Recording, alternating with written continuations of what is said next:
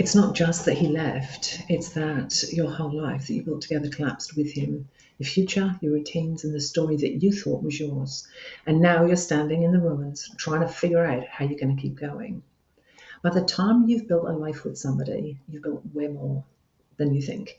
A home, a rhythm. There are inside jokes, parenting patterns, shared friends and holidays, TV shows that you just sit and rewatch together in winter. The plans about retirement or growing old together. That story is deeply woven to you and that person. So when he leaves, it isn't just the end of loving each other. It's the collapse of a whole chapter of your life that defined who you were. The story, your life story that's been cracked wide open. It's a story of who you were and where you've been, what you've done, where you were headed. And for years, that story had him in a really central role. Now you're grieving more than a partner. You're grieving the part of you that belonged to that story. You were his partner, a teammate, a friend, and suddenly you don't know what role you're playing anymore. That's why it feels so disorienting. It's not just the heartbreak, it's the fact that your identity has been cracked wide open. Sadly, you don't get to turn a page on this chapter when a relationship ends. Starting fresh is challenging and takes time. There's no clean slate. You have to kind of pile your way through the rubble. You've got to get through the grief, and deal with the questions that are really inevitable. Who am I without him? Where do I go from here? Was any of what I experienced with my partner real or not? And the questions that you have, are not evidence that you're stuck. They're just an indication that there's a fair bit of work ahead.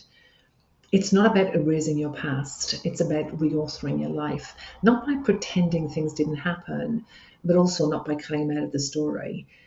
It's a slow process. You got to take it carefully. And writing the next chapter of your life is about you being in the center of the story now. It's going to take time and patience. And I'm really sorry to tell you, you cannot rush this.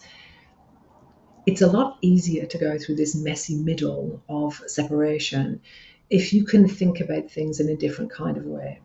Grief is going to come in waves, and it is much more helpful if you can allow the grief to come and allow it to happen and not fight it.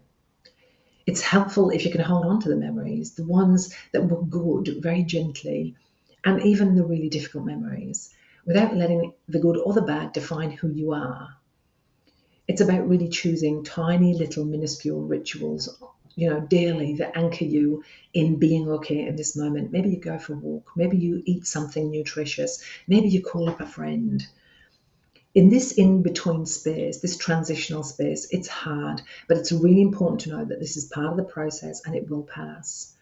Right now, it probably feels like you're standing in the ashes of your life, the life that you built together. But I want you to understand that this isn't the end. It's the messy middle. It's the in-between.